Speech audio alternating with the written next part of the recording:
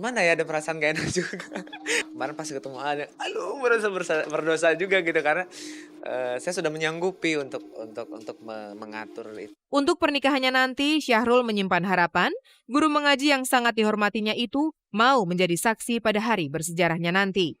Mudah-mudahan mereka ada waktu gitu, kalau bisa tiga-tiganya. Jadi saksi, jadi wali.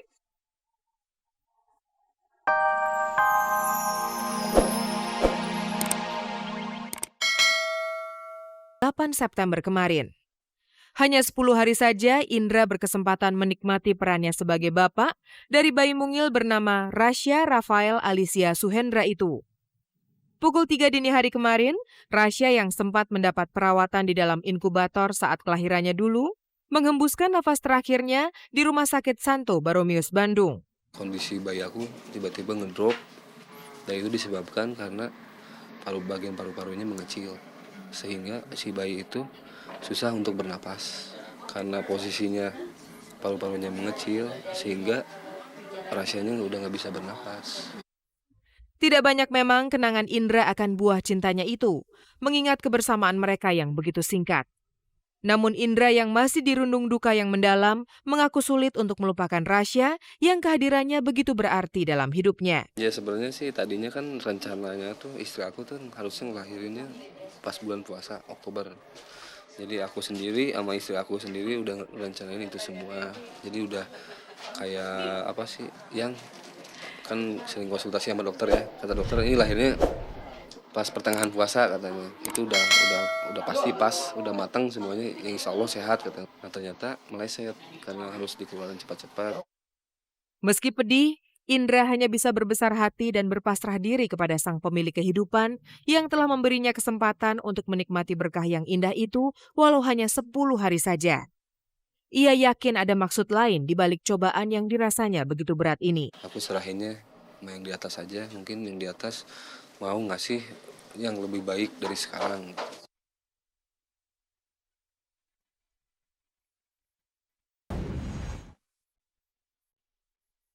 Kabar tidak sedap yang belakangan menerpa kehidupan rumah tangga pasangan Nia Zulkarnain dan Ari Sihasale rupanya membuat keduanya gusar. Apalagi Nia dan Ale merasa tidak pernah mengalami persoalan dalam rumah tangganya. Hingga kabar tersebut datang dan mengganggu, kehidupan rumah tangga Nia dan Ale baik-baik saja. Merasa kebahagiaannya terusik, Nia dan Ale sempat mengeluarkan reaksi tergesa-gesa untuk menuntut media massa yang pertama kali menghembuskan kabar tersebut. Sebagai langkah awal, Nia dan Ale pun menyewa jasa pengacara kondang Ruhut Sitompul untuk membereskan persoalan ini. Mereka kebetulan kan mirip dengan gua, berumah tangga, mereka beda keyakinan. Jadi ya ada yang mendukung pisah, ada yang enggak. Yang mana ini semua sebenarnya kan tidak benar. Sama sekali tidak benar karena mereka itu sangat berbahagia sekali. Bahkan mereka mesra sekali. Memang aku bilang Nia, Ale, aku maunya juga selesai. Mereka juga kawan-kawan kita. Mungkin mereka hilap saja. Tapi kan Nia, Ale kan bukan hanya mereka berdua. Mereka juga punya teman, juga punya komunitas lain. Ya dia maunya, ini aku sekali lagi aku mohon maaf. Dia maunya dua infotainment itu oke lah. Kami nggak laporkan ke polisi atau kami tidak meneruskan secara perdata. Ya mbok luruskan dulu berita itu. Berkepala dingin saat menyelesaikan persoalan akan berbuah kebaikan. Menyadari hal itu, Nia dan Ale yang awalnya berencana melaporkan masalah ini ke pihak yang berwajib, akhirnya mengurungkan niatnya itu. Keduanya sepakat memilih jalan damai untuk mengakhiri persoalan. Melalui kuasa hukumnya, sekali lagi Nia dan Ale menegaskan kalau kehidupan rumah tangganya baik-baik saja. Enggak, aku selalu maunya mendamaikan. Percayalah sama aku. Tapi itulah karena itu kedua kawan-kawan aku dari grup apa ya. Dia ada catatan nama grupnya. Dia bilang sampaikanlah melalui acara infotainment itu bahwa berita itu tidak benar. Tapi ya karena dia percaya sama aku ya aku maunya mendamaikan. Kisah asmara Sahrul Gunawan dengan Intan Nuraini bakal berakhir di pelaminan.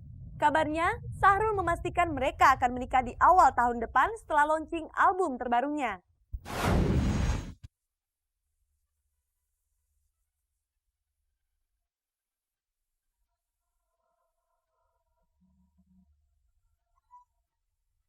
Tarik ulur rencana pernikahan Syahrul Gunawan dengan kekasihnya Intan Nuraini yang cukup memakan waktu, akhirnya memantapkan niat Syahrul untuk segera mengakhiri masa pacarannya dengan sang kekasih.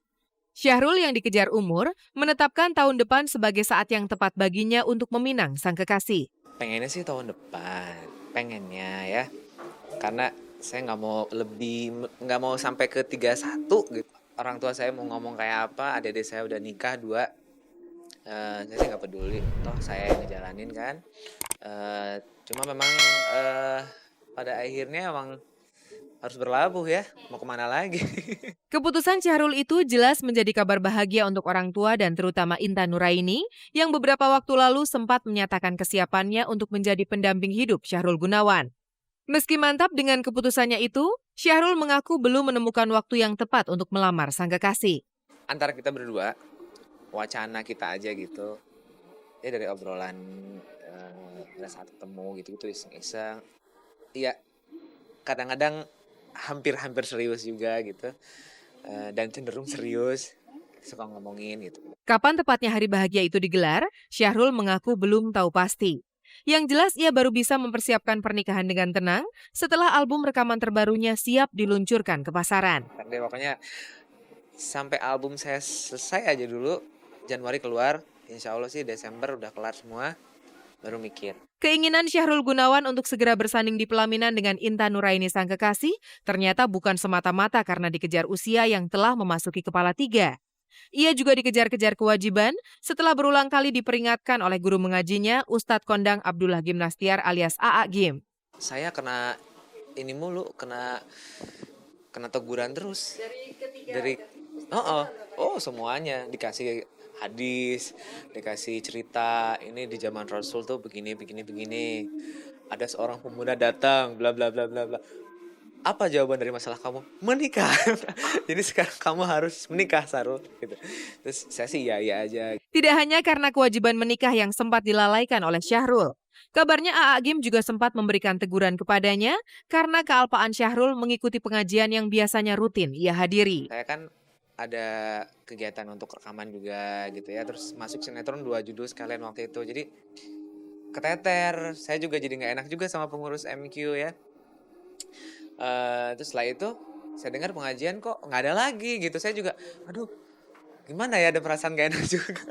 Kemarin pas ketemu ada merasa berdosa juga gitu karena saya sudah menyanggupi untuk mengatur itu. Untuk pernikahannya nanti, Syahrul menyimpan harapan guru mengaji yang sangat dihormatinya itu mau menjadi saksi pada hari bersejarahnya nanti. Mudah-mudahan mereka ada waktu gitu. Kalau bisa 3-3-nya. Jadi saksi, jadi wali. Pemirsa, saya mempunyai sebuah kabar menarik yang baru saja diliput oleh tim redaksi kami.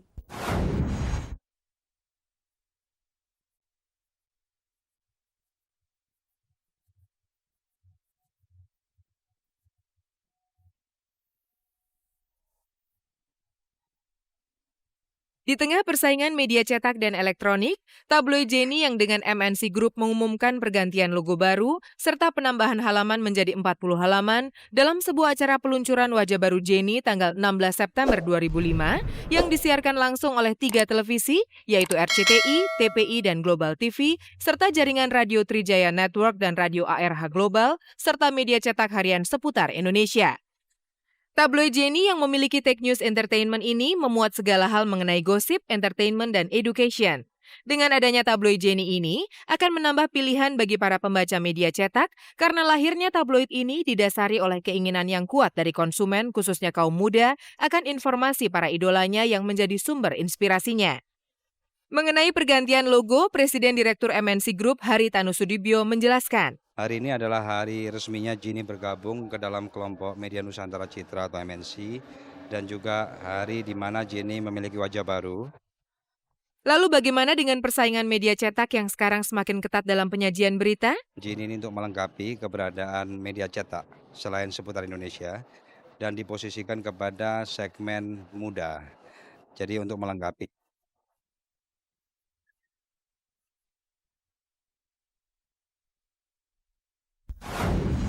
Pemirsa, tidak terasa 30 menit telah berlalu dan kebersamaan kita berakhir sampai di sini. Saya Farisa Kamelia beserta seluruh kru yang bertugas mohon undur diri dari depan Anda. Jangan lupa saksikan terus Kabar-Kabari setiap hari Senin, Kamis, dan Minggu pukul 4 sore hanya di stasiun kebanggaan milik kita bersama, RCTI, selalu di hati, selalu dinanti.